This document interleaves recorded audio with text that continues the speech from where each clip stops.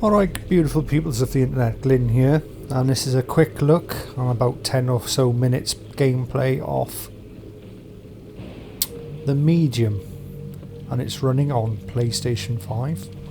Now, I'm a few hours into the game here, and I've done that on purpose. Normally I'd choose the first 10 or 15 minutes of a game to show you, but the reason I'm coming a little bit into the game is, to be honest, the first hour and a half of the game was exceptionally boring as far as I'm concerned.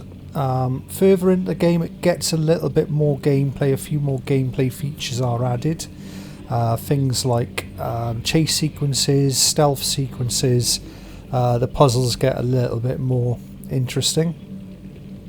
So as you can see here on your screen, you can see I'm controlling the same character, but she's in two different spaces at the same time. We've got the girl with the torch up above, and obviously her alter character in the alternate sort of Lovecraftian world below. Now there are some strange things with this game, with being on PS5. Even if you're wearing headphones, for some reason they decided that if I go to this sequence... Yes, he was just lying there. So if you can hear that now, that's actually coming out of my controller, not coming through there. From the TV or headset. So that's a bit of a weird one. Even though I'm wearing some headphones, I've selected it as headphones. The voices for those particular chat sequences come out of the controller speaker, which is all right if you're not wearing headphones. If you're wearing headphones, you can't really hear anything. Now, what I would say is that graphically it's okay. At the moment I'm trying to get myself a shield that I can get through these moths you can see on the lower screen. Gameplay, it's very lacking. I mean, games like Outlast from the original PS4 do this sort of thing far better. The Dark Picture anthology games, Man from Medan, and there's a second and a third one about to be released. I think they're far better games, and even Until Dawn does this sort of thing far better in regards to gameplay and sort of intensity, emotional building within the game. I just think they're better games than this particular one. But it's okay. It's okay. I give it a pass. I'm starting to enjoy it after I got about 2 or 3 hours in. So by here now I should be able to... No, I'm gonna have to... The spark's too weak to absorb. It's like it's missing something. Right, so we've repaired that. Oh, and the other thing is, it uses your controller to look around. Now you can use the analog stick at the same time, but that's kind of... I think you can turn that off. So that's a little bit of a weird thing about it. It's got motion controls. So let me just suck up this force. And there's quite a little bit of that in the game. It becomes one of the sort of puzzle elements off the game. So we run back to where the moths are, and we'll just push through here. So you can build a lot of these skills that I'm using now. They come later on in the game, sort of, you know, later, more than an hour or so. And I think about 2.5 hours it actually introduces you into that she can crouch. Until then you can't actually do the skills. So I'm not sure what's coming up next, but we'll carry on. Oh look, there's a big scary hand outside the window there. Now to help you look around, you press the L1 button and you get this sort of weird look going on. Sometimes you need to look at things like I'm looking at this picture. And this is another gameplay element, but it's nothing particularly amazing about it. It looks like I've got to find something to go with that picture. Ah, here we go, press X.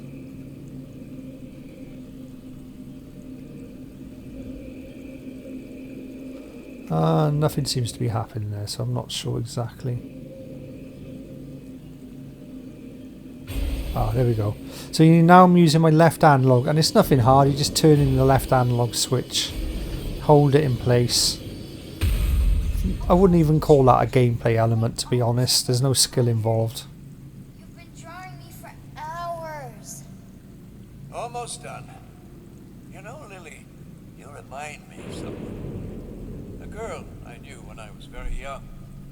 Did you love her? Yes. With a young, innocent love, free of the ferocity of adult lives. Richard. I'm getting a weird vibe from him. Yeah, I'm getting a bit of a weird vibe from him as well. Sorrow and nothing else. A bit of a strange boy. Right, so you can see on the top screen there's like little white lines that I'm following. They're actually the tracks of the moths. And they're taking me over here. I need to have a look. And again, another one of these gameplay, so-called gameplay mechanics. Dolls, playing with dolls. Here, I bought it especially for you. So the game does feature ray tracing. Thank you, Richard. I wouldn't say it's particularly standout. There's a couple of mirrors in the game. You can see a reflection. Your character's very low resolution in the reflections. You also get a part later on that you can jump through the mirrors from one world to another.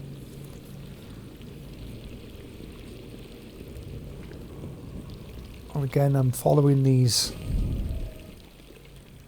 little moths. They're taking me up to this table now. Let's have a little look at this ribbon. It's another one of these things. No, I didn't mean to. Oh, God. What have I done? It feels cold. What have you done?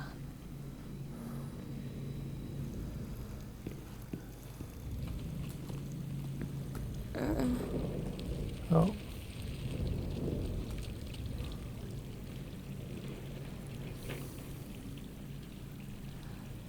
Now there is quite a good sequence in the game, about 2 or 3 hours in, where you get chased by a demon, and that is kind of quite exciting. It was calm. But to be honest, it's not enough of that. I mean, you get a lot of that being chased stuff in Outlast. Oh, hello. Like I say, I haven't played this section of the game. It's quite good with the trophies. I've unlocked quite a few trophies on the playthrough so far.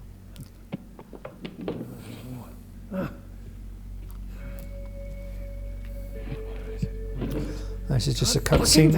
The other thing I would say, I think the game plays out about 30 frames a second as well. It's not, doesn't feel very lucid or smooth in the gameplay. But then it's quite a slow-paced game. There's very few fast sequences. I may do a frame rate analysis of it in a future video. Failed you. I failed us. Story-wise, pretty loose on the story. Someone contacts the girl. You end up going to this, what used to be a hotel, motel, bit of a hospital. I think it was a mental asylum. You get there, all the weird stuff goes on. There's a ghost girl. Yes. You're kind of trying to follow her around. Not particularly interesting, to be honest. It's a shame. Sure. The game could have been so much better if they'd added a few more gameplay elements. For example, I think they should have added an element a bit like in Alan Wake, where you could use your torch to burn out enemies. So you could have made like each scene have enemies that you have to take out. But there's none of that. It tends to be you get to a room, and if it's not a chase sequence or a stealth sequence, then it's just an object find, collect and deliver type sequence, which, to be honest, you do that for a couple of hours like this game's been doing, it gets very boring. You finally decided to let me out of my cage. And only when you need my help. Surprise. Surprise. You know what? I'm not in the mood. Just tell me what you see. Come on. Come on. Yes. I can feel it. Okay. It's around here. somewhere. Oh, it's real fucking specific. Hey, I'm trying to help here. You know, sometimes I wonder. Well, it doesn't make it easier when you keep me in the dark for so long. Christ. Thanks for that, by the way. Hell of a way to treat your soulmate. God damn it! There's nothing here! There is. Really? I'm never wrong about these things. You know that. Screw Right, this. so basically I'm going to let this scene finish out and then we're going to stop it there. So thank you for your view. I'll stop it now because we don't want to make too many spoilers in the game. So this is a look at Medium running on PS5, sort of mediocre game. I say I don't really do reviews, but this is more a first impressions type of look at a game. Bye now.